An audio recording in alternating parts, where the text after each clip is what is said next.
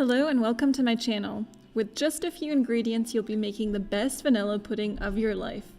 Better than store-bought is this delicious homemade vanilla pudding recipe. Here's what you're going to need.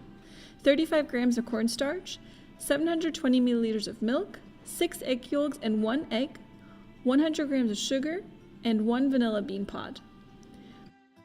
I begin by scraping out the vanilla beans and putting that in the milk, and also using the vanilla bean pod as it still has a lot of aroma and flavor that the milk can absorb. Now my milk is going to go on my stovetop with the goal of raising the temperature but not cooking the milk. It should not boil, it should not cook.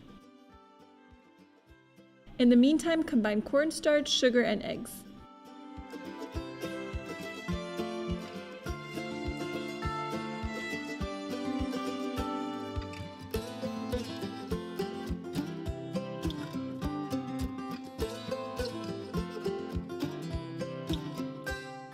Then temper the eggs by adding a few tablespoons of the hot milk, mixing it to raise the temperature of the eggs, then pouring the eggs into the milk.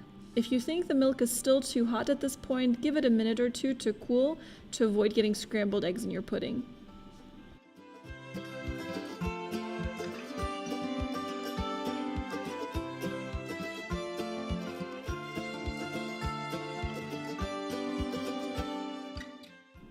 Now this is going to go back on my stove, and I'm going to cook this mixture while constantly stirring until it's thickened. I remove the pudding from the heat and continue stirring for about another minute. And then I'm ready to enjoy.